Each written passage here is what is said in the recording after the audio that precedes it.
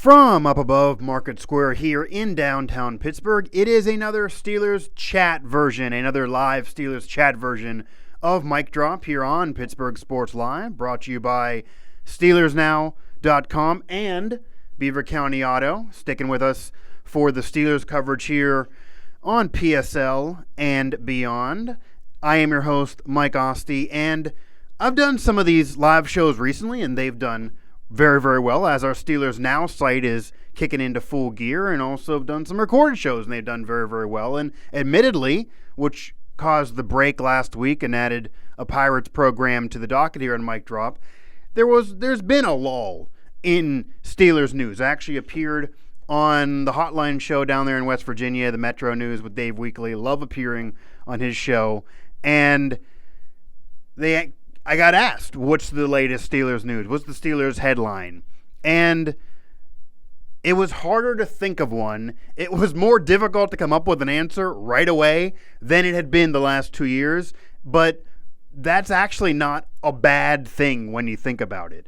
Think about this. The last 2 years, it's been all drama. It's been Antonio Brown unhappy, Antonio Brown buffoonery, Antonio Brown wanting more money, Antonio Brown and the offense and Big Ben. It's been Todd Haley versus Big Ben even. It's been Le'Veon Bell, will he or will he not show up, and the drama there with his contract and wanting more money. All of that now is behind the Steelers. Regardless of anybody's opinion on who won or lost the drama, and I've done past shows on that, regardless of anybody's opinion on what the Steelers' compensation was for the Antonio Brown trade, and I did past shows on that and gave my opinion there, and it led to Devin Bush, so that led to a positive, and I touched on that as well. You can find it all here through what we got going on Pittsburgh Sports Live and Steelers Now. It's all archived for you. But it was easier, of course, to appear on shows and host shows at that time. That's kind of the beginning of my part here in Pittsburgh Sports Live with the Now family, was tons of Antonio Brown drama coverage, which, yes, it churned numbers. It did well. Even before the Steelers Now site got underway, it also got me blocked by Antonio Brown, which is oddly kind of a cool thing that I can brush my shoulders off about, because I triggered him, as insane as that sounds, myself and many who did then. But it's a positive that it's more difficult to come up with an answer right now. It's a positive that there's a lull in Steelers news right now in the offseason, because that's what it should be. Steelers coming off OTAs, now full-fledged mandatory minicamps.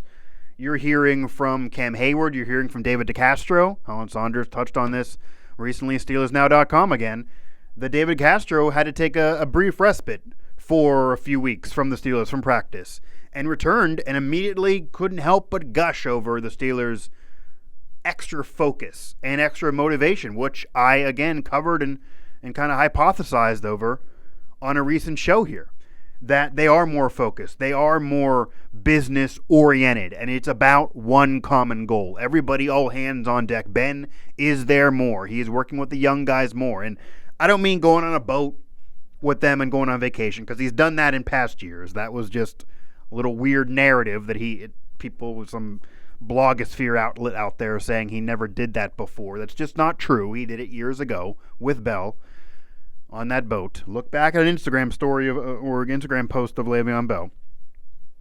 But I'm talking about at OTAs, at camp. Ben going to the Steelers facility during voluntary sessions, being there, and the veterans making it clear that this is about, forget your opinions of Tomlin, forget your opinions of past teammates, forget any drama that you may want to get into. This is a business-oriented situation.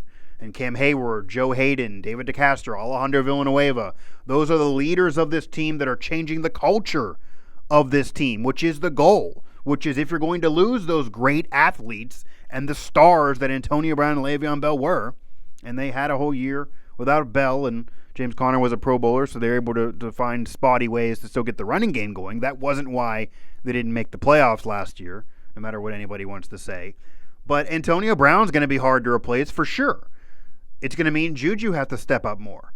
And yes, JuJu's going to have those antics with the prom at Chartiers Valley and the balloon fight, and it's going to make you roll your eyes, or at least me, and he may deny this, but he does want to be the center of attention, and these are not selfless good deeds. He wants that attention. Granted, they are good deeds in a way, but on the field, he's working with Ben. He's trying to teach the young guys. He's trying to mentor the young guys. He's trying to learn the offense. Or better learn the offense. He's trying to realize that he's now the number one and wants to be an elite receiver in this league and continue to move up from where he was a year ago, which at his current pace is, he's looking at a Hall of Fame current pace if he keeps this up. 900 plus yards rookie year, 1,500 yards last year, even a better year arguably than AB in some categories. Onward and upward from there, obviously, it would lend you to be Pro Bowl and beyond. But it's going to be harder with double coverage, and it won't be as easy on him. So he's trying to put in more work on the field. And the defense doing the same. Benny Snell, Justin Lane, Deontay Johnson, those young guys, Devin Bush in particular, the face of the next Steelers era, it could be. All those young guys, regardless of the talent or not, and regardless of the draft position, they are putting in the work and everything's going well. They're all doing the right things. So there's not the drama. There is a lull in news, but you want that right now in minicamp. You want that in OTAs. Training camp, obviously there's going to be a buzz around this town with the Pirates not contending, with the Pirates flirting with last place in the division, and unless things somehow turn around in the next month, which is doubtful, they're probably going to sell off some players between now and then, you're going to have an incredible buzz around the team.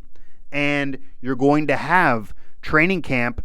There might not be anybody showing up in a helicopter, but it's going to be business as the number one priority. It's going to be a number one priority focus, and that's really good for this team. It might mean maybe less entertainment and boring coverage for myself and Alan and others here at SteelersNow.com, because that, in a way, was like a train wreck. You can't help but look at it and cover it when it's there, and that did well for me, in a way, all the drama.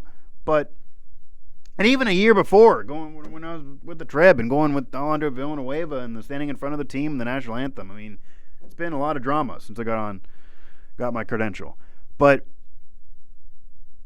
we'll see. This actually might be a positive that there is a law, because it does really feel like a business attitude. That was my little opening spiel here, and I can go on and on and on about that, and there's tons of focus and extra motivation with these Steeler players and what they want to do this year, and I've had some activity in this chat in recent shows during the lives. It's a little later than I wanted, so we're getting into a little darker period on YouTube, unfortunately, but we can thank the technical gods and the internet connection gods and our beautiful studio and the gods surrounding us here for why this was delayed a bit. But I do see some of you watching the program, so feel free to jump in the chat, and I will try to answer your questions while there. Going through, though, what we got going on SteelersNow.com. It is minicamp now. The OTAs are over. Rookie minicamp's over. The draft coverage is over. We did our live at Walnut Grill, but we're now into OTAs. We're not far from training camp, and more of you appear here on the watch. You're with me. Jump in that chat if you can.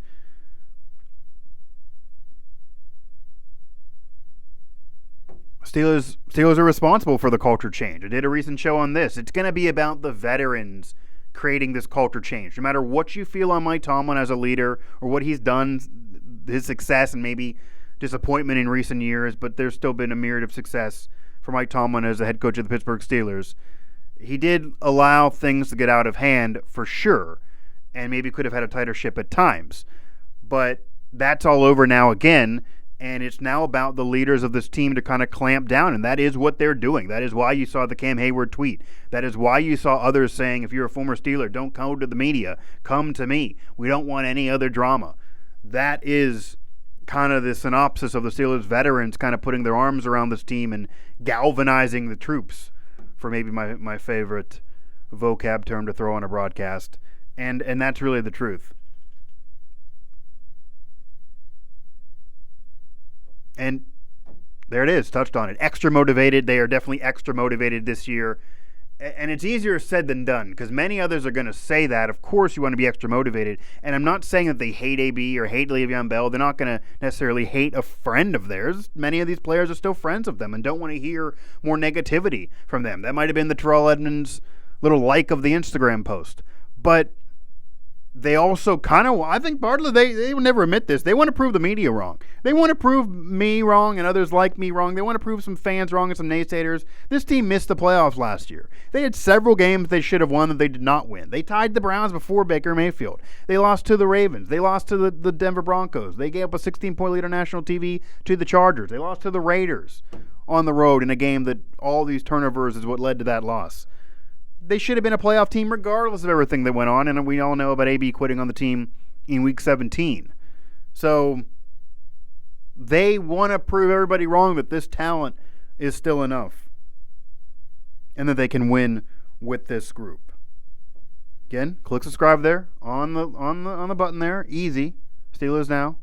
Pittsburgh Sports Live. Check it. Click on the subscribe button. Make it easier for us to get this content to you. We got some chat activity. Here we go. Joe Haden said he wants to retire as a Steeler. Do you think it will happen?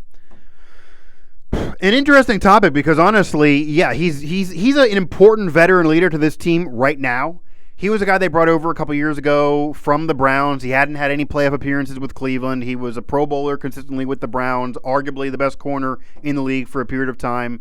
He wanted a chance to win, and unfortunately for him, he came over, and this sometimes happens in sports, he came over where, yeah, they were winning. They were a playoff team 2 years ago. They got upset to the Jags at home. I was in the press box. It was ridiculous. Blake Bortles went up and down the field, and he got at least a playoff game under his belt. Last year, they missed the playoff despite a very, very talented team. The Ravens win the division. So he hasn't been able to soak up the playoff sun that much or playoff, cold snow at that time of year. He was able to wear a hat for a division championship but hurt throughout that run. This year, or last year, healthier, productive, still a decent player, but they missed the postseason. He's certainly going to be an integral part of this team for this next season for sure. They do. The Steelers are a team, though, that they like veteran players. They like veteran players who can help the locker room, who know the game, who are almost like a coach on the field. That's been the history of what the Steelers like. They like to bring those players back. They brought James Harrison back after he went to the Bengals, and then we all know how that ended. But they have no problem having those guys around. They let Ryan Clark hang around for a couple more years. Brian McFadden hang around for a couple more years because of all of that. Now, Joe Haden doesn't have the lineage of being on a Super Bowl championship team and being with the team for a decade, being drafted on the team. He doesn't have that connection that maybe some of those guys did. But right now, he's not a guy that I would want to drop. The Steelers need those veterans that have been there and done it before, at least been around the league and done it before and know how to be a professional. That's kind of the most important thing. And guys like Joe Haden being around this locker room, being on this team to help mold this team back together and to continue the culture change of the Pittsburgh Steelers. So it depends on how much longer he wants to play. I mean, if he wants to play at a high, it depends. I don't know if he wants to end his career where he was just a spotty starter, just getting in every now and then, helping a team, even if that team's winning. Does he want to do that? There have been guys, does he want to be like a Vince Carter in the NBA where he's just playing in general, being a productive player, but he doesn't really care whether he's on a winner anymore. He wants to get his minutes, but obviously not going to be a starter any longer either.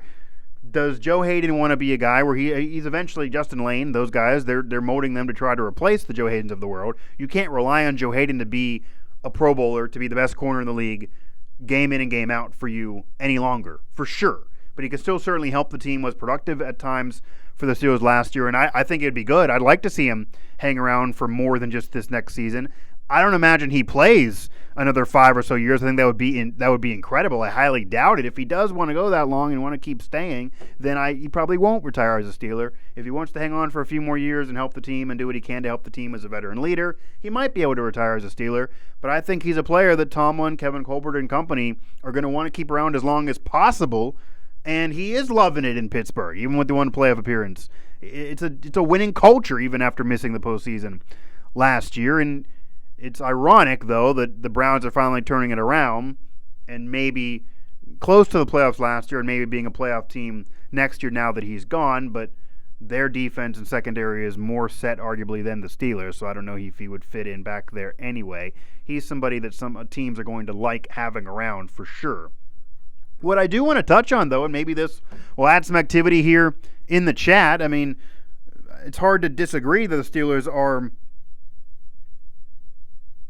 going to have less drama than they had the last couple years, and it does generate a little bit of a lull. I mean, last year you had tons of drama and tons of Le'Veon Bell questions to talk about right now if we were doing this. And that was surrounding training camp and surrounding minicamp and surrounding the offseason. But Antonio Brown, he's not out of your lives just yet. He can be back in your life. He can actually be on your television set and be back in your living room whenever you want, depending on whether you got DVR or YouTube TV or whatever you may have. Because the Oakland Raiders and Antonio Brown are going to be the Hard Knocks story for HBO this season. Now, Hard Knocks has been around since 2001, debuting the season after the Ravens won the 2000 Super Bowl when Shannon Sharpe was there, and that was Todd Heap's rookie year. That's a history lesson for you. Those clips are still interesting if you do a little YouTube wormhole search. But the NFL couldn't resist. YouTube couldn't resist. Get your popcorn ready. I'm sure the Steelers are going to be mentioned there. But question is, guys, and I got people watching this show, so jump in the chat with me. Are you going to watch? Do you care? Because admittedly, and yeah, he's blocked me, and I had to use other accounts here, whether it be Pittsburgh Sports Live, Steelers Now, or even other accounts to see what he was doing prior to then getting traded. And he's gone. He's no longer the Steelers' problem anymore, and he's still absolutely one of the best receivers in football, if not the best, and is a future Hall of Famer for what he's done on the field. But he'll eventually throw Derek Carr under the bus. He'll eventually get annoyed with what's going on there in Oakland. He'll get his maybe more than even with the Steelers because John Gruden loves to throw to wide receivers, loves to get numbers to wide receivers. Did it with Jerry Rice and Tim Brown and extended their careers a bit in the early 2000s with Oakland. Took them to a Super Bowl. Or that team got close and then went to the Super Bowl a year after he left and he beat them. But you get what I'm saying. He built that. And Antonio Brown's going to like it for a while, but I could sure there will be a Gatorade jug thrown on the sideline. He'll eventually have an offensive coordinator that he'll hate. Him and Derek Carr, who they love right now. They're hugging in the Pro Bowl. They're throwing tweets up every day about, it's booming between us, the new bromance they got. Quarterback receiver in the National Football League. It's eventually going to dissipate. There's eventually going to be drama there and problems there as well. But that's all. That won't be documented on Hard Knocks. That's going to be what's going on right now, and we haven't heard about that. But still, it's going to be entertaining to see it, and really entertaining for me whether you guys think he's going to mention the Steelers, what he's going to say about the Steelers. Are you going to watch to be curious about that? Because admittedly, it doesn't matter whether I watch or not, the ratings are going to probably be there. They have been for the series. That I'm going to watch, or at least I'm going to tune in and watch some recordings of this. I'm going to be curious. I'm going to be waiting for some clips to hear what Antonio Brown has to say about the Pittsburgh Steelers. He's going to be asked that. He's going to be in those interviews and sit-downs, and he's going to talk about it. He'll volunteer it, whether somebody asks him or not. He's obsessed. He can't help but mention the Pittsburgh Steelers. And to that end, there are people out there still on Twitter that think the Pittsburgh media are obsessed with Antonio Brown. And you may roll your eyes and say, well, you're in the Pittsburgh media and you just went on and on about Antonio Brown the last few minutes on a show that's about the Steelers and he's no longer on the Steelers. Guys, it's not that we're obsessed with Antonio Brown. Prior to this, and he's gone now, so maybe, you could argue whether you should bring it up now or not. But prior to this, he was giving us the material. When a Hall of Fame wide receiver goes on social media or a live session on social media on Instagram and says crazy things about the Steelers, when he ignores the owner who paid him money, when he insinuates that his quarterback is a racist, which happened, you're going to obviously have to cover it, and you can't just ignore it no matter what the fans say. No other team would have ripped up that contract in the middle of it, even though the Raiders did give him more money. No other team besides them, maybe Jerry Jones, would have done it, regardless of the cap. And the antics that he levied for whatever his end goal was, and it was to get more money and get off the team, so he was successful there. I've admitted that. He kind of won the war with the Steelers. You can't ignore it as a media member. You just can't. And I'm curious now. I think it's only natural. This guy affected our lives for a year plus, at the very least. He was adding a circus atmosphere around the team. And I'm going to be curious to what he has to say with Oakland, to how things are going with the Raiders. I mean, we hear reports, we see videos. Right now it's hunky-dory, but a reality show, and it's edited, and I don't know how much reality there will be, but there will still be some intrigue and some curiosity on what's going on there. Now, Steelers moving through OTAs and moving towards, not far from training camp. Not far. I'm going to try to maybe do some shows and live shows there at training camp. That'd be something if we can put that together for Alan and I. And then we're going to be giving you the coverage at the games. We already got that taken care of. So it's more and more coverage here for SteelersNow.com. But Steelers announced the training camp schedule, and you can find it anywhere out there. I mean, end of July, 25th, 26th, I believe, going to August 15th. Making it a little difficult for me to schedule a vacation, I got to say. Trying to get away, somewhere tropical to meditate from all the drama of the Steelers coverage.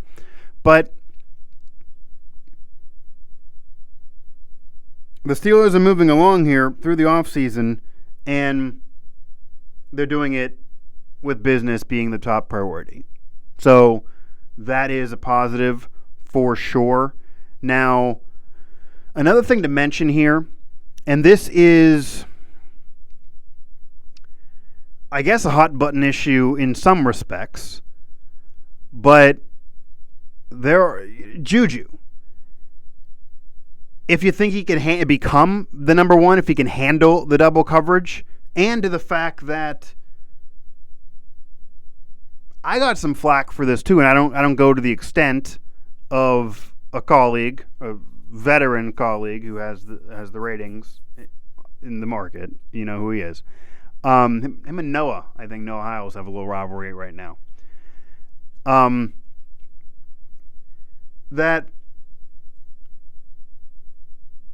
JuJu's prom, making it rain there at prom, his little prom appearance, his balloon fight, whatever he's doing for charity, whatever he does in general, going to hospitals, shaking hands with kids, kissing babies, it's not selfless at all.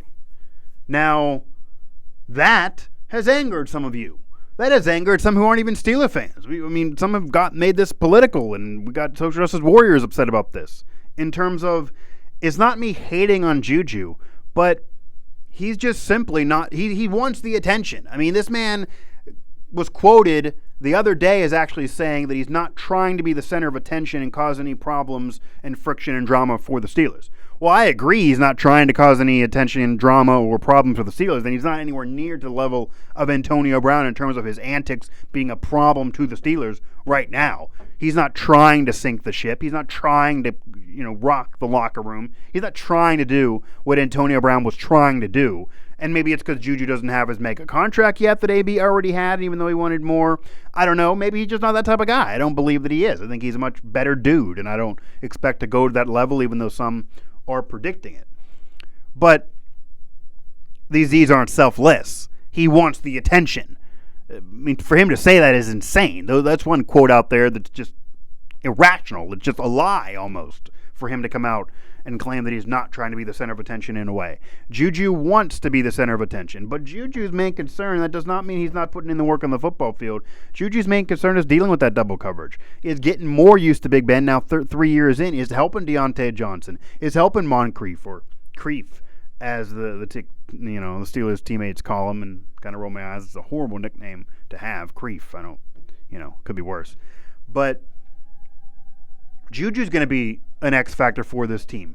But a question is, who is the biggest X factor? Because is it JuJu trying to deal with the double coverage and trying to not let his antics again be any more than they are, even though they're not selfless and he wants all this attention? Can he manage that continuously?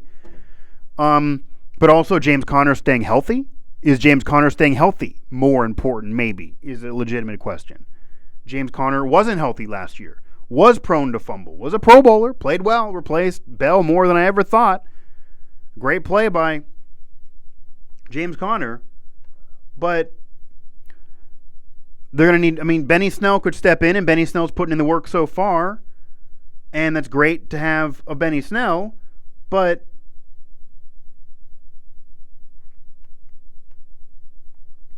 you need James Conner to be your focal back.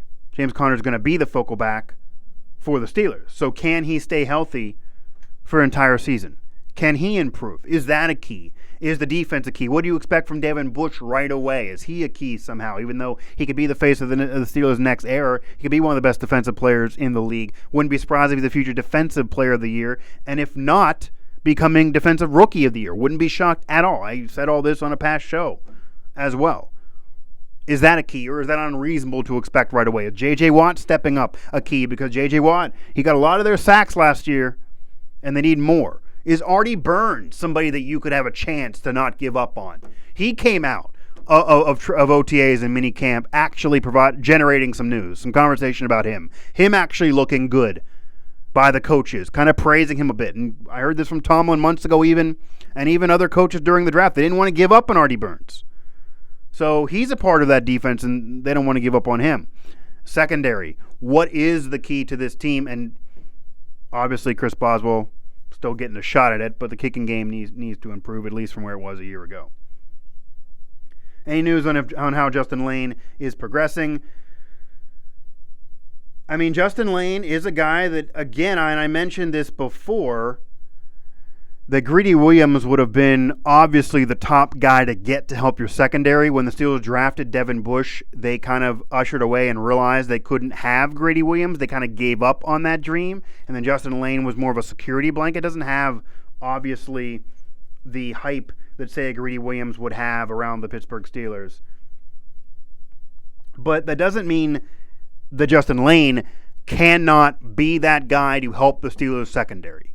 Cannot be that guy to fit in, cannot be that guy to usher in the next era of Steeler football defensively for the secondary, like Devin Bush could do it to replace Ryan Shazier as an inside linebacker and more for the overall defense, kind of quarterback of the defense. But Justin Layne, I mean, from what I'm hearing, from what I'm seeing, from what is out there, Justin Layne is progressing very, very well. Justin Layne, many are saying, could potentially be that shutdown corner for the Steelers.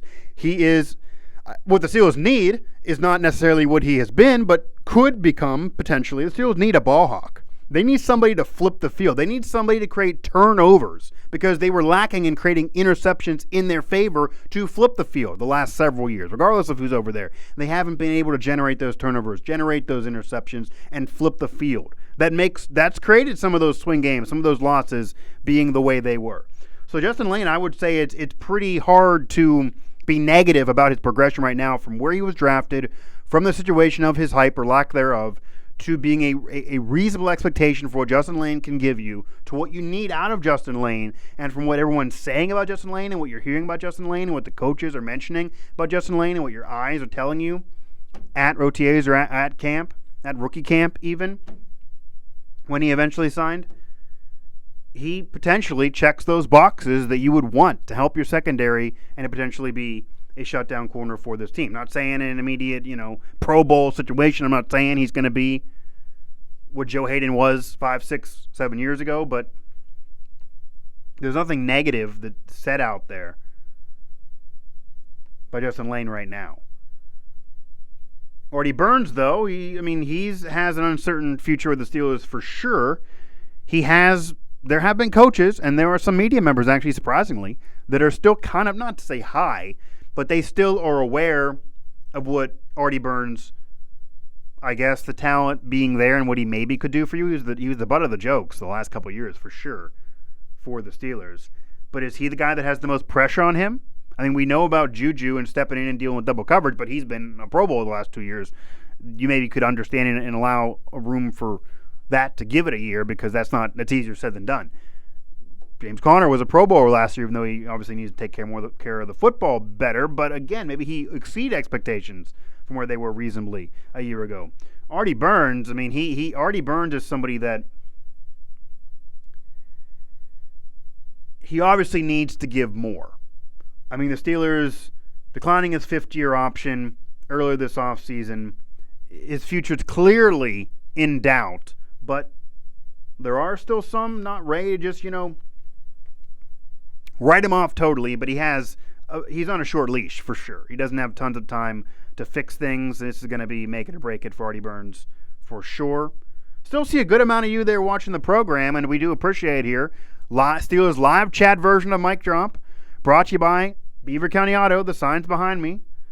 No longer sponsoring the studio, but still sponsoring the Steelers coverage. Steelers Now, they also sponsor Pittsburgh Sports Now. And it's Steelers live chat version episode of Mic Drop here on Pittsburgh Sports Live.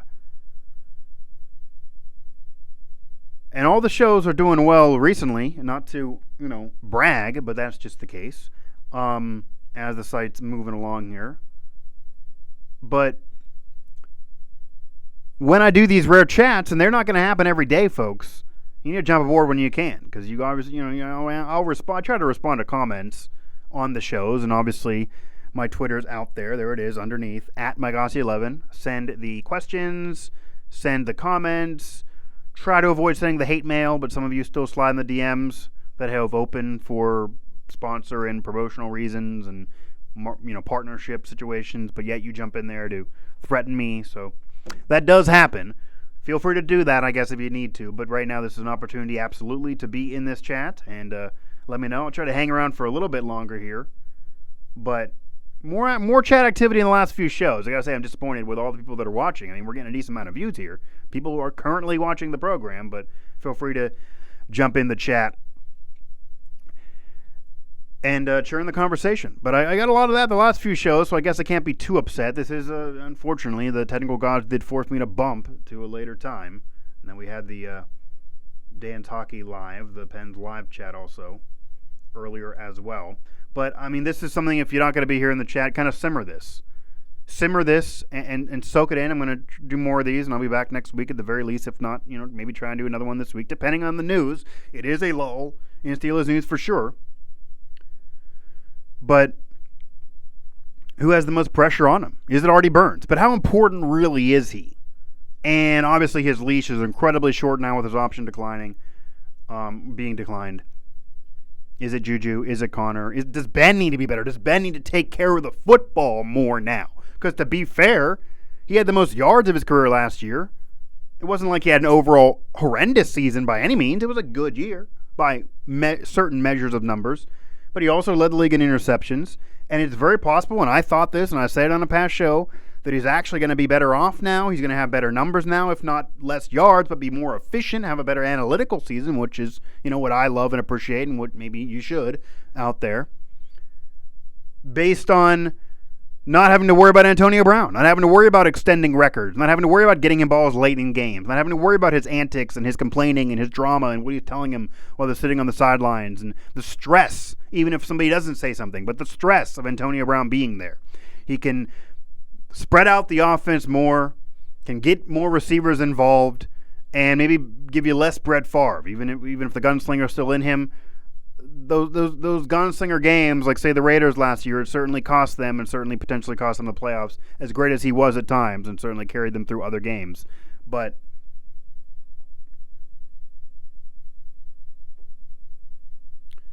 Big Ben certainly needs to take care of the football more, for sure. What effect do you think Terrell Austin will have on the secondary? I mean, I just went on and on about the Steelers secondary.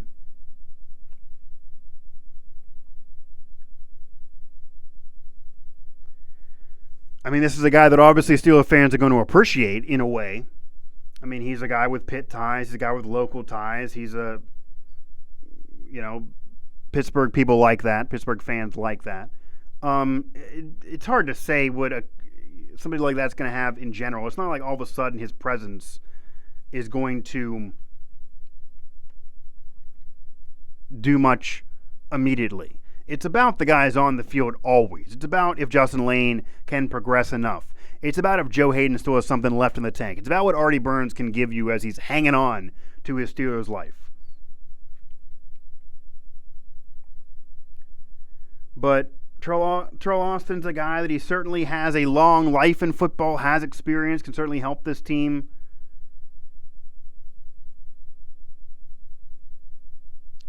And maybe his story can help the team, and he's certainly I don't see being a negative, but it's hard to say that Terrell Austin's going to be immediately, we're going to remember him at the end of the season, that all of a sudden Terrell Austin his addition, him being there, his instilling his wisdom for the Steelers immediately changed things. I don't want to go that far.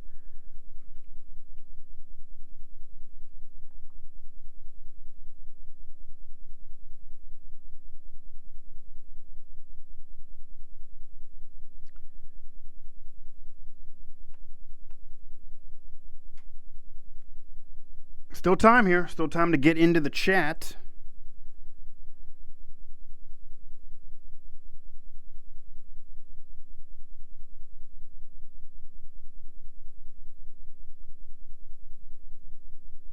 And is it the Steelers secondary? Is it collectively the Steelers secondary? I mean, you mentioned part of Terrell Austin being there too. It's to help replays. It's to help the overall team. It's not even necessarily just for the secondary.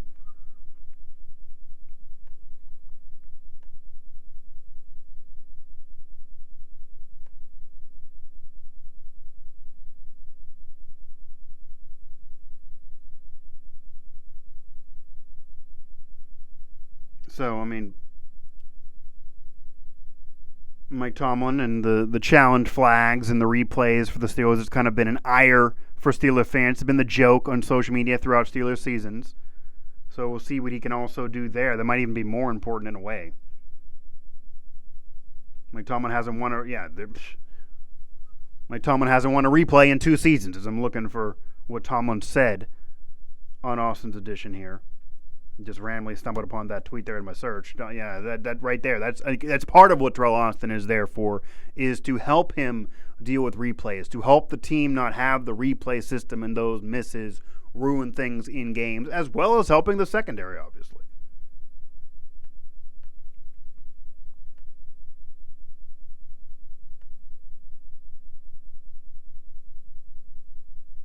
Give it a few more minutes here, guys. I know we got a Game 7 going on between the Bruins and Blues. But again, the technical gods made this show happen a little later than I wanted. But welcome to all the new Steelers subscribers here with Pittsburgh Sports Live. I mean, we're churning tons of content recently. It is the offseason. There's less drama. There's less immediate headlines the Steelers are making, actually. Colleagues with it's been so many days until the Steelers, tweeted something stupid. That stuff hasn't happened this year, which is good. At least for Steelers fans, if you want the team to win and be more focused, that's good.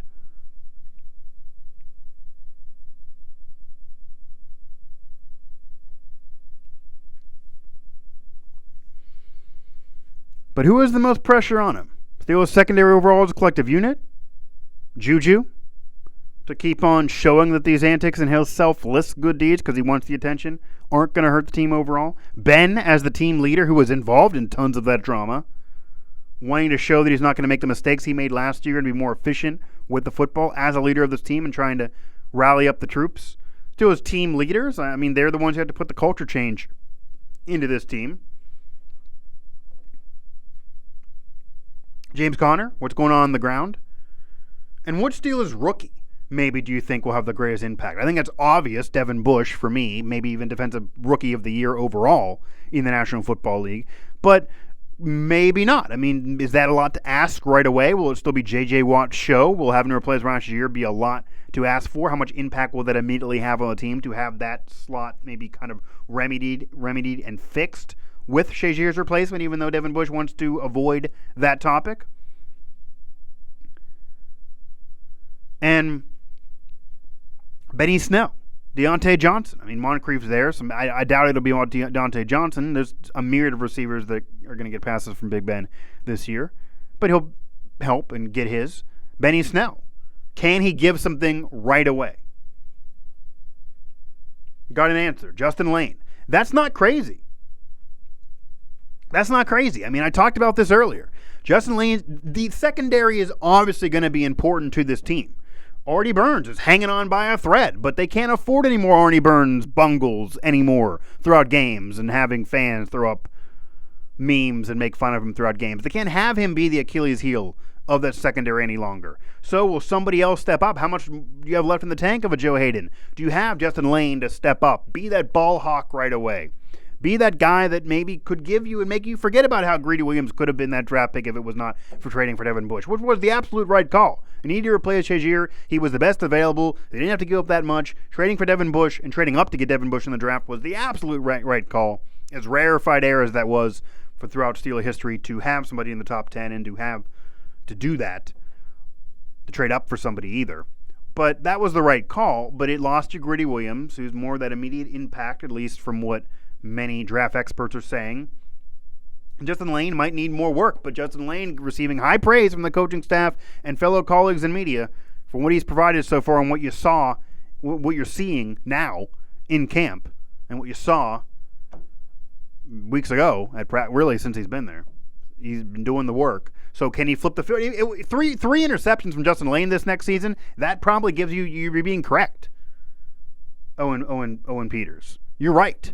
I mean, if he gets a couple picks and flips the field, regardless of what he does tackle-wise, regardless of what he even does in terms of learning the overall defense, if he can get himself in position to cause some turnovers, then he might be that guy, even more than Devin Bush, even if Devin Bush is getting sacks and adding production, and those are needed. But the Steelers have really had a lack of flipping the field, a lack of interceptions the last couple years. It's right there with Tomlin messing up replays. So if either maybe it'll be Terrell Austin in terms of he can fix Tomlin and fix the replay situation. Forget the secondary. Maybe it'll be him. If he can get Justin Lane to have a few picks, help a young guy, keep a veteran around, save Artie Burns, plus Tomlin wins a few replays and that thing gets helped, then maybe Terrell Austin's the veteran who's now part of the coaching staff, whatever position you director of whatever. The guy coming back to Pittsburgh after being gone for so many years and former CFL player from decades ago. Maybe he'll be the most impactful, not really rookie, but quote-unquote rookie to this team, in a way, for an employee. Will Stephon Tuitt make an impact this year? I mean,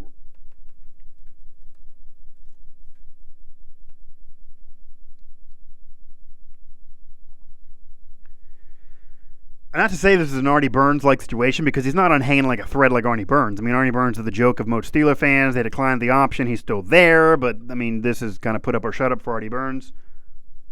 But Stephon Tuitt is one of those players that he's very, very hard on himself. Stephon Tuitt is a guy that he wants to be better, and he's kind of a perfectionist. But he's a guy that J.J. Watt, they need more pass rush. The Steelers need not just the sack total. People focus on the sack total, and yes, the Steelers' sack total wasn't what it needed to be, and J.J. Watt had a multitude of sacks and basically was the guy kind of anchoring that pass rush from a linebacker spot. But if they can get outside help on the pass rush, if they can get a D-end like a Stephon Tuitt, if they can get one of those guys to rush the passer, that absolutely could help the Steelers defensively. Forget the secondary, and yes, it needs help, and yes, Justin Lane could be a big part of helping that secondary, and whatever you get from Joe Haden and even Artie Burns, it'll be wonderful, and kind of gravy on top of that. Gravy on top of the mashed potatoes or cherry on top of the sundae might have been better. But I do like mashed potatoes and cherry sundaes just as much. But the Steelers need to get sacks from other places. And that's where Stephon Tuitt may come in, okay? Depends on how they're going to work the defensive unit. They're probably not going to make it as easy for him to do that. Forget the sack total even, but adding to that pass rush, that's key. That's what anybody can do. But I can't say that I've heard anybody definitively say, like there are some arguing about Artie Burns, that it's going to be a turnaround year for him, but it's going to be key. I'll give you that. Stephon Tuitt turning around and helping the pass rush, that'll be part of a key for the Steelers. If that can happen, that'll really help the Steelers' defense for sure.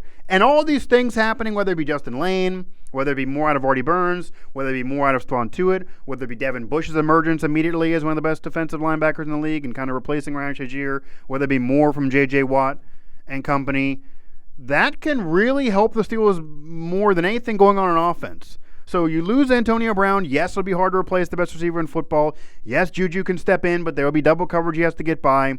Yes, you need more from James Conner, at least in health. Yes, there are guys to slice in there, but a very, very young running back group. It's an average age of, I think, 22 and a half.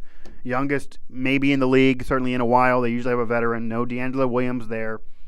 They're kind of poo-pooing all that and belittling all of that anytime myself or anybody asks, and I did during the draft even, and Steelers running back coach Eddie Faulkner, he didn't care. He didn't want any of that. But talking about James Conner being a leader, and he might be, but they're still very, very young. And he's been injury prone from Pitt to college to even high school. But if the defense and all those things can happen for the defense and the defense can be fixed or remedied a little bit, and not to say last year was as bad as the year before, because that year before that defense really lost them that playoff game against the Jags. It wasn't just any other issues. It was Blake Bortles up and down the field. Shouldn't have happened with that talent on that Steelers defense, regardless of what went on earlier in the season with them being at home. But the defense collapsed and let them down there. And if the defense can turn it around, if those things can happen that we talked about here on this broadcast, and feel free to go back and listen to, that right there might put this team in the playoffs, because they're going to score enough points without Antonio Brown, even if it's less overall or less yards overall, and they can't take the top off the defense as much. Juju's a little different of a receiver, even if you get the overall numbers. But they're going to get theirs. They're going to score their points and maybe be more efficient and make less mistakes. And then if you can flip it to having a better defense and a more sound defense and a more efficient defense, flipping the field more, not making as many mistakes as they were over there the last couple of years, that might be the most important change for this team.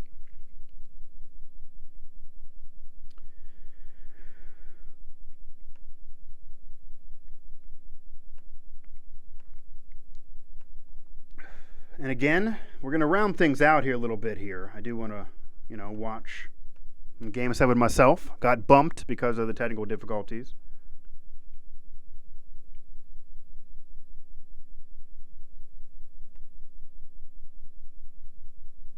But I don't see anything else in the chat. Oh, we got some more in the chat. Cameron Kelly. What about Cameron Kelly? I heard great things about him from the AFA league. And yeah, he was able to get him from the AFA. He had several interceptions in the AFA from what I read. And I didn't watch all of those games, obviously. Not enough people did, or they would still be around.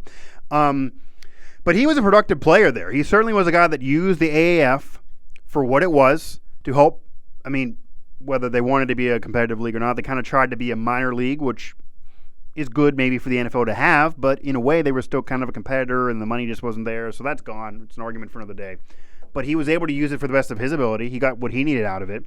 He showed up and showed out in the AAF, and he did kind of what Justin Lane, I'm saying, maybe could do the Steelers to be that impact guy. Forget the tackles, forget everything else going on.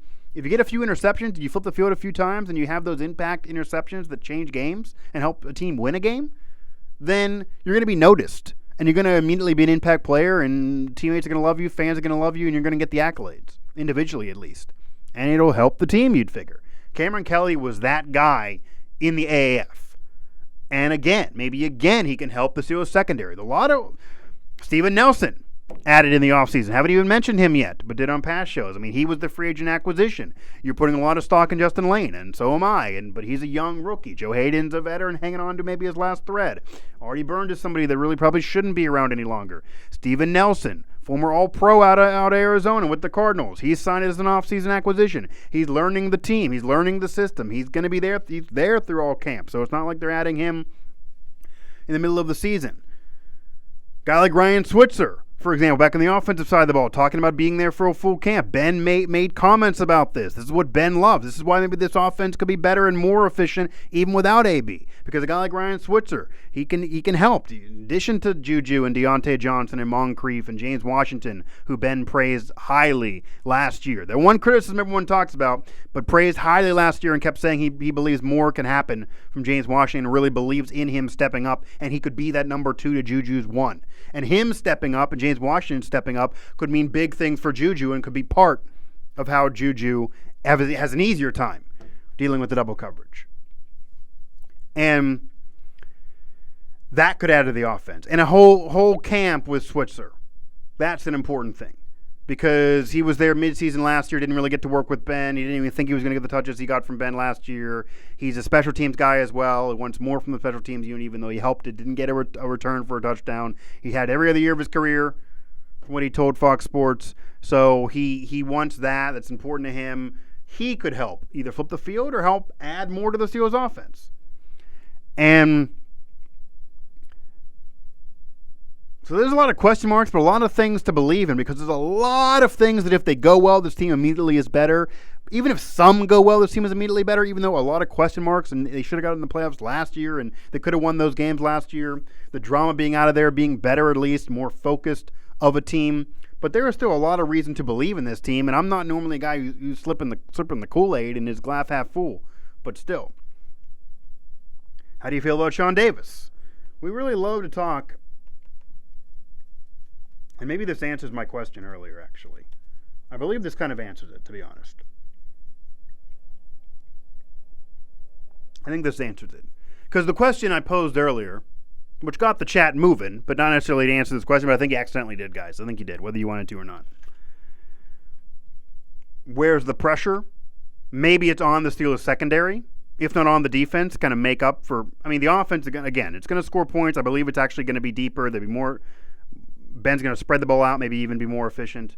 But you're losing AB. You're still losing the best receiver in football. Another year without Bell. Connor, more pressure, needing to be healthy. Defensively, though, there's a lot of new pieces. Or if not new pieces, guys, you're expecting more from that may get more PT and more playing time. More eyes on them from the coaching staff. Artie Burns hanging on by a thread. Joe Haden keeping his career moving. Steven Nelson brought over from the Cardinals as a free agent acquisition. They need him to do something. He was brought over there for a reason. Same thing with Justin Lane on the draft. These guys needing to flip the field, create turnovers, and help that secondary, which has been an Achilles heel and a weakness for this team for at least 3 or 4 seasons. Sean Davis is another one, as I get a question here in the chat about how do you feel about Sean Davis. Now, Sean Davis is another one that, again, if he turns it on, that really could help the Steelers secondary. I mean, I don't know if I'm, going to write home about Sean Davis, but that's another key to the Steelers secondary.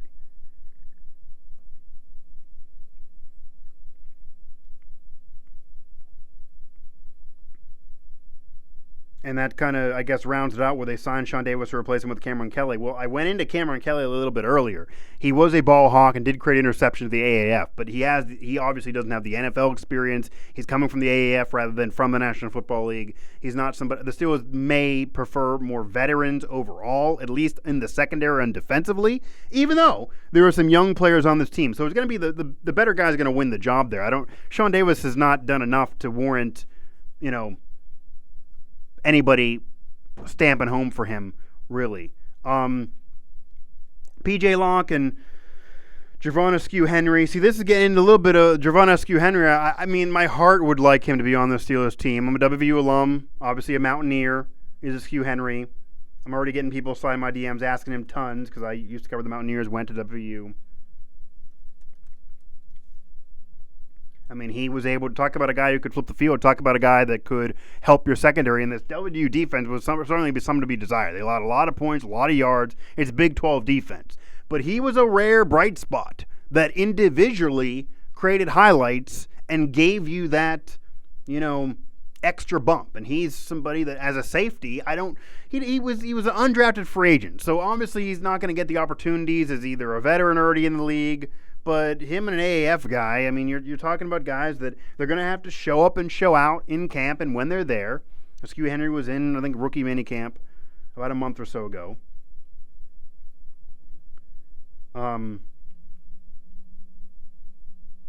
He wants to be with the Steelers, I'll say that. This is his dream scenario from Aliquippa. This is where he wanted to be. You can look up questions and answers and reports he gave about this. I mean, he wanted to sign with the Steelers the second he had the opportunity.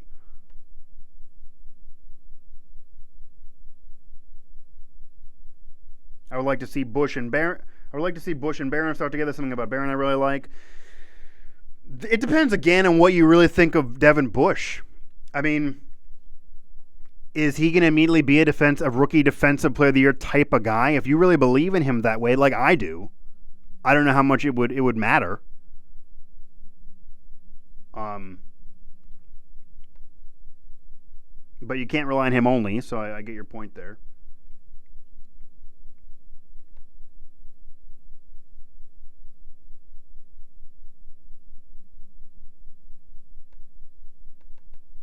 It would be, I mean, nice for me to have Askew-Henry on the Steelers. There's a lot, if you haven't noticed, and this is obvious because everybody and their brother knew the Steelers secondary was something to be desired the last few years and was a weakness for the team and helping to cost them some games. A lot of offseason attention and work is put into the secondary. It again answers my question on maybe where's the most pressure. It's the secondary. They want to somehow fix this thing. I mean, Joe Haden is still there being a leader, but what can he give you on the field? Artie Burns hanging by a thread. Sean Davis, will he or won't he be back? Askew Henry, P.J. Locke, Steven Nelson brought in as a free agent. Steven Nelson is not assured anything either. Think of you for Steven Nelson. He came in as a free agent, signed an okay deal for him. They then draft Justin Lane. You're seeing Askew Henry come through the door. P.J. Locke come through the door. I mean, they're trying to fix this secondary, and it could be all young guys, but I doubt it. They're going to want some veterans, of course. But he has nothing assured or guaranteed to him. Would he have signed with the Steelers had he known this was going to be the situation? It's a revolving door of secondary help, of safeties or corners. He wants playing time, of course, wants the money, but wants playing time. There's no guarantee for Steven Nelson at all. But he's a guy who's proven it in the past, and you feel like you got to give him an advantage for proving it again, rather than guys who either did it in the AAF, guys who only did it in college. Totally different game, being Big 12, totally different situation. Even the SEC, totally different situation than the National Football League.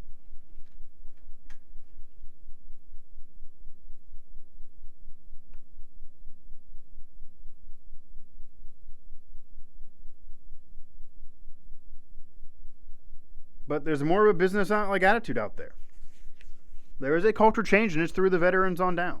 And a lot of young guys to deal with, as I've been going on and on about. A lot of young guys to deal with, especially defensively, with Devin Bush going to be in a leadership role almost from the jump. He was calling plays in a rookie minicamp. He already learned the plays right there. He was acting like that Ray Lewis effect right away. From what former Ravens say, that first minicamp, they knew right away he could be the face of that franchise. That's what Devin Bush has given you. That's the vibe you're getting from him, and that's what you want to see out of Devin Bush to warrant that trade in the draft, trading up for him and having him be a top 10 pick. Knowing the history of having that not happened since Santonio Holmes and not happened for a defensive player since Troy Polamalu and only a few guys, including Terry Bradshaw and Mean Joe Green, being top 10 picks in Steeler history.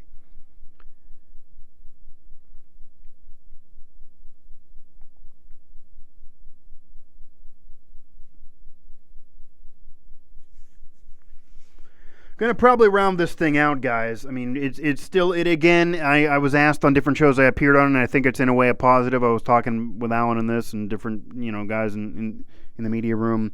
It's good in a way that it's hard to think of a headline and maybe even topics for this show. I mean, I repeated some from past shows. They did well. It's kind of been a smorgasbord of a live here. I wanted to do another live for you guys since the recent ones did better than I even thought, or certainly of the past before the site really got rolling. But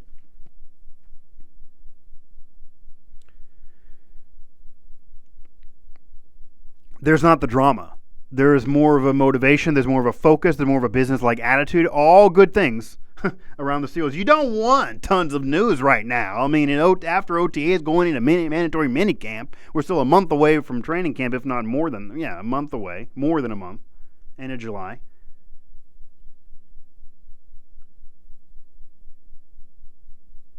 I mean, P.J. Locke is a guy that's certainly motivated, certainly wants to do well, doing all the right things, reaching out to Ryan Clark. They're talking. He's kind of mentoring him. That's good. Certainly not a bad thing. I mean, maybe he shouldn't mentor him for spurning and creating drama in the media. That's what Ryan Clark kind of does. But on the field, I mean, he certainly is a leader and a very intelligent guy. Could be a coach, really, outside the media. Could Ryan Clark.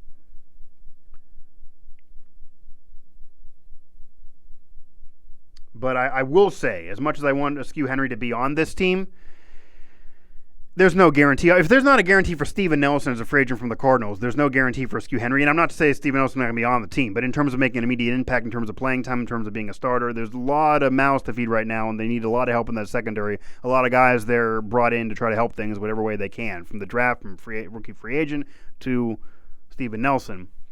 But if I had a bet on an undrafted rookie free agent to make the Steelers team more than in past years or even this year, it would be Askew Henry. They need help in the secondary. He has the talent. He has the highlight real potential. They love him there. He's a local product that's going to help him. It's going to give him a bump. The coaches love him. He puts in the work. He does all the right things, puts his head down and just does it. And again, from what I'm hearing and from what colleagues are saying, he has more of a chance to make this team and to actually be on this team when they keep whittling it down after training camp than most guys who are just an undrafted free agent. But to be fair, he's an undrafted free agent. So WVU and Aliquippa would all be wonderful, kind of would be cool. There's no guarantee for him, though.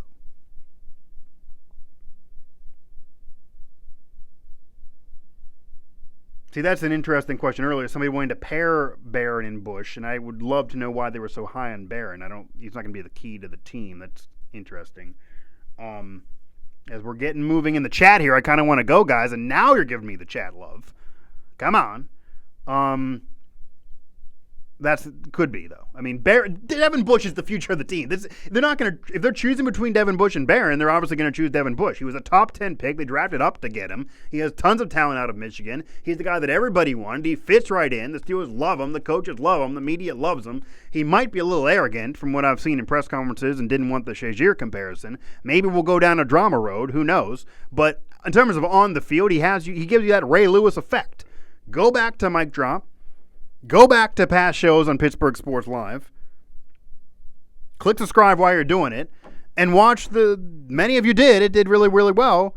Devin Bush being the face of the next Steelers era. Because he will be. So whatever you need to have that happen is what will happen. He's going to replace Ryan Shazier as the inside linebacker. J.J. Watt's still going to do his thing, but you're going to need that inside help. It cost him that playoff game 2 years ago. They haven't been able to replace him since. It's been a big deal and a big weakness for the team. Regardless of the secondary help, Devin Bush will be the face, will be the leader, and will be the quarterback of that defense. So whatever needs to happen there is what will happen. There's no decision between the two. And any decision between the two that involve Devin Bush, really anybody on the defensive side, and maybe except for J.J. Watt, if they somehow get into a scuffle or some crazy thing that wouldn't surprise me with knowing the Steelers, they're going to side with Devin Bush.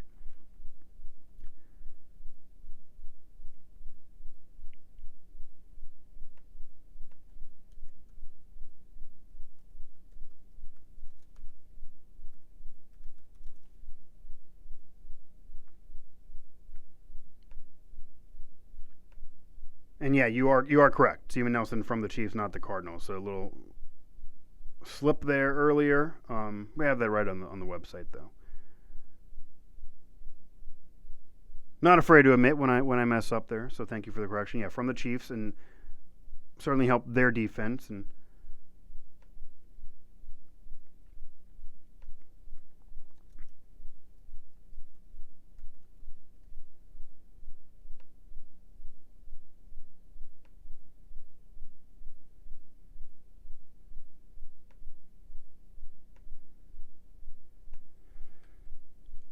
And let me go through things here, try to churn this chat, and then get off of this thing here.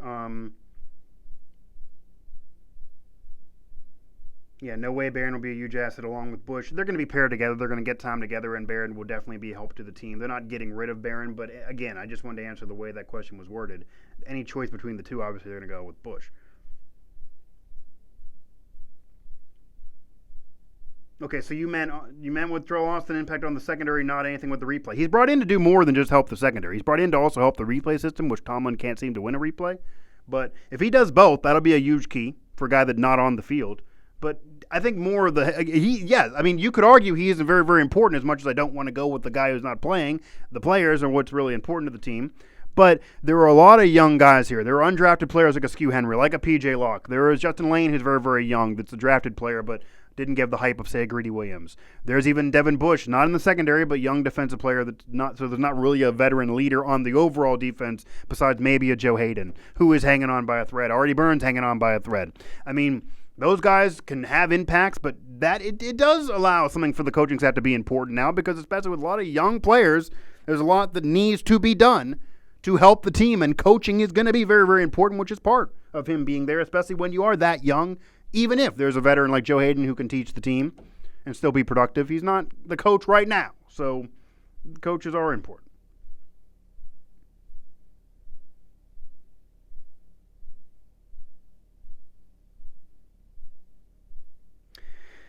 Yes, we have some great speed. Sutton will get off the field more than just special teams on outside linebacker. Sure. Barron could help a lot, though, because he is a veteran and was in a Super Bowl. That's why I think they both should start. I think this team is fired up and going to prove it and win number 7. Well, okay, now we're going a little far I like the optimism. I think it's reason to be there. I think, again, there's a lot of, to be fair, and I'm trying to keep it real here, guys. I'm not normally this incredibly optimistic, but it's just from what's going on right now. There's less drama, there's less major news, but a lot more work and focus on the field, which is what you want. And that's from the veterans on down leading the team and changing that culture. Here it is, changing the culture. They're responsible for it, and they're doing it. So those veterans are responsible for that culture change. It's happening. As we round things out, and I keep saying that, but we're going to round things out. I just didn't want to give up on the chat because we got chat activity here. I finally got it late in the show, and then, woe was me trying to sleep and enjoy my night.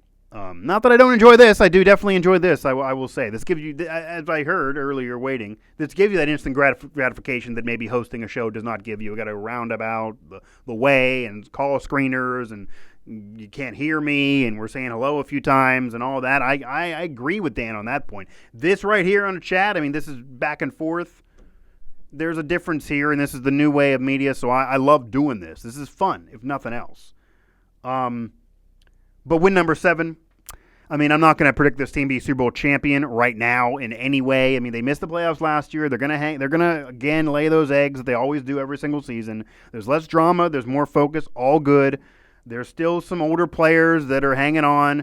Ben needs to be more efficient. Connor needs to be healthier. They're, again, we're going to rely on a lot of youth if Connor does not stay healthy.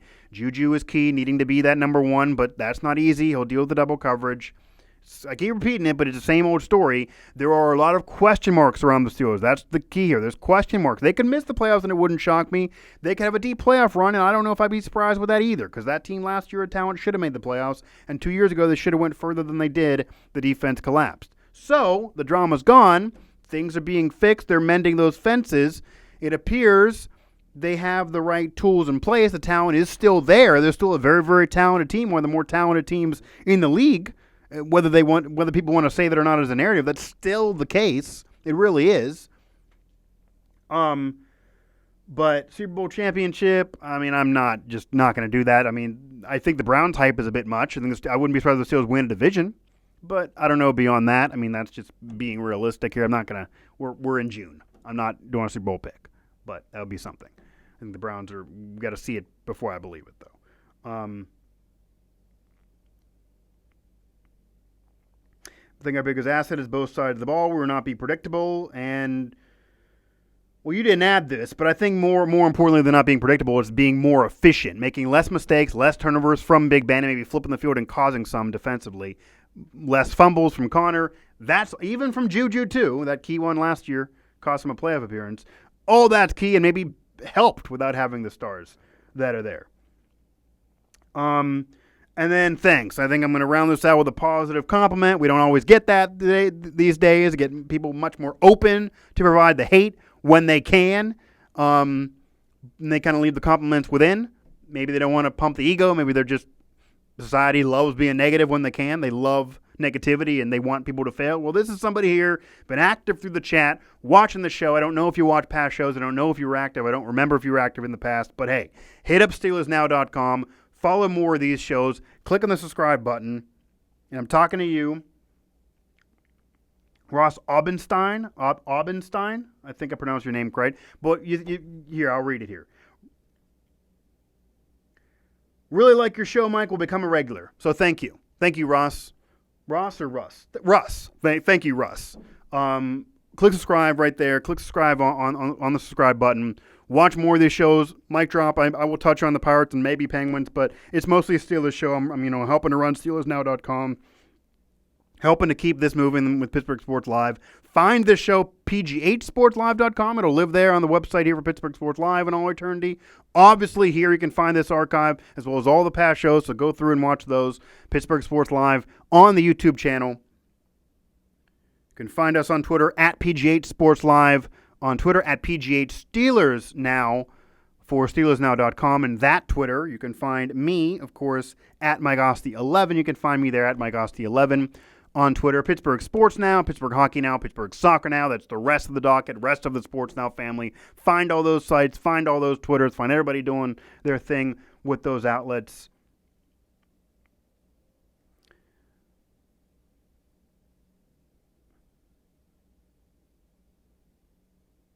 Okay, you did subscribe. You did hit the like button. All good. I appreciate it. We really appreciate it. I think his interceptions will go down. I mentioned that on past shows. His interceptions are probably going to go down. He never was an interception gunslinger machine like he's been the last few years as the drama increased with AB. Not a coincidence, in my opinion. He'll lose the pressure. He'll stop trying to force it to him. And even if it's not based on drama, he's incredibly talented, maybe the best receiver in football, one of the best ever. A Hall of Famer is Antonio Brown, for sure. I won't take that away from him. But Ben may relied on him, saying, well, AB will catch it. AB will do that. AB will make the play. In between that double coverage, I'll thread the needle to AB. He'll do it for me, regardless of what he's saying in the drama. So he'll lose that security blanket, but have so much more to work with, so much more time with Switzer, JuJu, James Washington, Moncrief, Deontay Johnson, Benny Snell, Connor, Zach Gentry. There's a lot, Vance McDonald, a lot going on in this offense still, and a lot more guys to work around. Not as much pressure to find AB, even Bell from a year and a half ago. So I think that will help Ben be more efficient, and it's important that he's more efficient. Maybe less yards, maybe even less touchdowns, but less interceptions too. More of an analytical, efficient, less Brett Favre gunslinger. As much as I love Brett Favre and it's entertaining to watch him, the Steelers need more efficient football from Big Ben.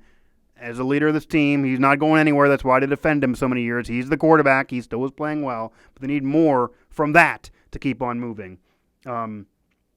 Russ, to answer you, Russ, there. Generally speaking, I at least do one, at minimum, I'm going to do one show a week. I obviously have other things going on in the career, in and out of media. One thing, I'm going to at least, at the minimum, do one show a week. Sometimes two. Got a lot of other things going on this venture otherwise, trying to keep on, the money coming in sales-wise, as well as helping the sites and breaking news when it's there. Right now, though, at least everything else I'm doing career-wise, but this, at least one show a week at minimum. I will promise you one show a week at minimum. Maybe two, maybe a regular one that I throw up there that usually does well, and then maybe also sprinkle in one of these lives. That's probably the ticket, and we'll do coming into throughout the season once we're doing the games as well, and we get into training camp, maybe some stuff there. I can't guarantee more than one show a week, but I will try at least two. I'd love to do it every day, every hour, but that's just not possible right now. And then I don't know why YouTube's needing to hold that comment for review. YouTube, he was complimenting me and agreeing with me. You don't need to review that. It might be weird and shocking for you when that happens with me, as I get the heel tab. But somebody agreed and complimented me, and then you need to review that comment and get it out of there. You just want all the negativity. Come on, YouTube. Come on. All right, well, that's going to do it. That is going to do it. I once again hit up all the Pittsburgh Sports Now family. Find us, SteelersNow.com. You can find this show there. I'll throw it up there maybe now tomorrow because it's so late in the night. But SteelersNow.com, PGHSportsLive.com, Pittsburgh Sports Live. Subscribe there on the YouTube channel. Find us on Twitter at PGH Sports Live, on Twitter at PGH Steelers Now, on Twitter, and myself at Mike Asti 11.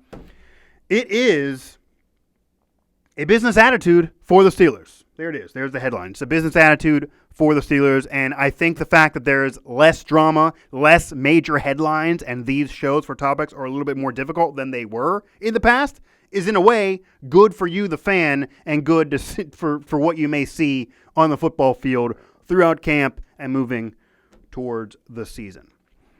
Maybe the Steelers will conquer more as I conquer sports radio one day at a time.